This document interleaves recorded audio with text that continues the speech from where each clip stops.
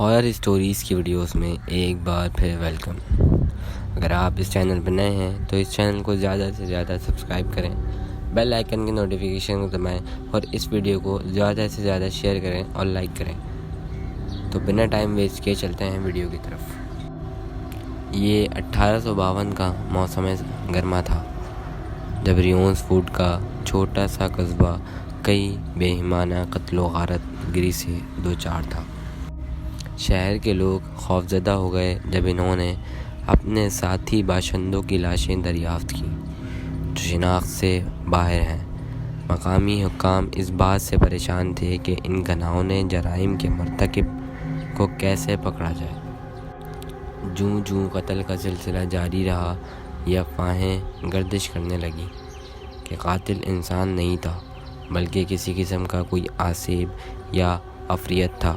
کچھ لوگوں نے دعویٰ کیا کہ انہوں نے چمکتی آنکھوں اور لمبے پنجوں کے ساتھ سائے میں چھپی ہوئی ایک شخصیت کو دیکھا ہے۔ دوسروں نے رات کے آخری پہر میں عجیب و غریب آوازیں اور سرگوشیاں سننے کی اطلاع دی۔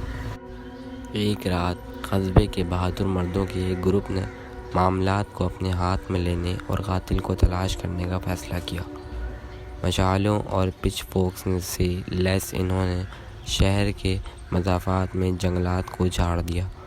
جیسے ہی وہ جنگل کی گہرائی میں چلے گئے، انہوں نے خوفناک سرگوشیاں سنی اور ان پر رینگنے کی پیشگوئی کا احساس محسوس کیا گیا۔ اچانک وہ ایک کلیئرنگ پر پہنچے جہاں انہوں نے بیچ میں ایک شکل کھڑی دیکھی۔ یہ چمکدار آنکھوں اور لمبے پنجوں کے ساتھ ایک لمبا قد اور جانور تھا۔ ان افراد نے اس پر حملہ کرنے کی کوشش کی لیکن ان کی ہتھیاروں کا کوئی اثر دکھائی نہیں دیا۔ اس مخلوق نے ایک خون آلود چیخ نکالی اور رات میں غائب ہو گئی۔ مردوں کو ہلا کر رکھ دیا اور خوفزدہ ہو گئے۔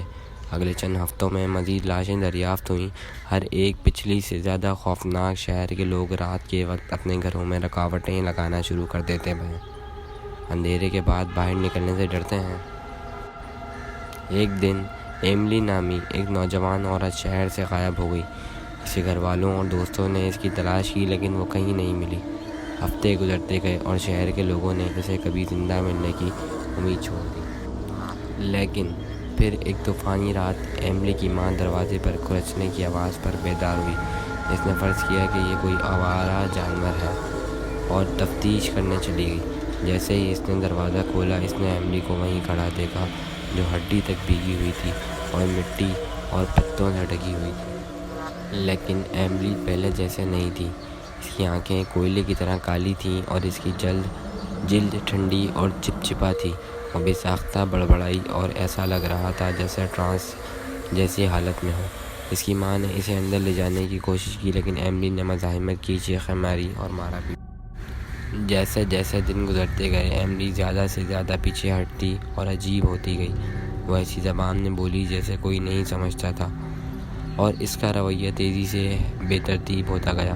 شہر کے لوگ ڈرنے لگے کہ جس نے بھی دوسروں کو مارا ہے اس نے ایملی کو پکڑ لیا ہے اور اسے برتن کے طور پر استعمال کر رہے ہیں۔ ایک رات شہر کے لوگ ایملی کے گھر پر ایک جارحیت کرنے کے لیے جمع ہوئے۔ انہوں نے دعا کی اور نعرے لگائے اس امید کے ساتھ کہ جو کچھ بھی اس کے پاس تھا اسے باہر نکال دے۔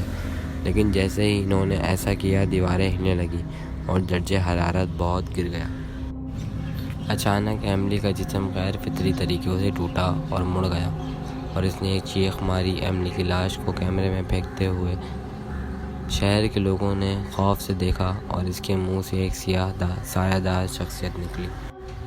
مخلوق کسی بھی چیز کے برعکس تھی جو کسی نے پہلے کبھی نہیں دیکھی تھی۔ یہ کالی کھال میں ڈھکی ہوئی تھی، اس طرح کے تیز پنجوں اور چمکتی ہوئی سرخ آنکھیں۔ اس نے ایک بہرا کی دینے والی دھاڑ نکالی اور شہر کے لوگوں پر پھنس گیا۔ شہر والوں نے اپنی پوری طاقت سے مقابلہ کیا لیکن مخلوق ناقابل تسخیر دکھائی دے رہی تھی۔ اس نے ان کے صفوں کو پھاڑ دیا، اس کے راستے میں کسی کو بھی مار ڈالا۔ آخرکار یہ تباہی اور موت کی پگڈنڈی چھوڑ کر پتلی ہوا میں غائب ہو گیا۔ اس رات کے بعد ریونس فوڈ کبھی ایک جیسا نہیں رہا۔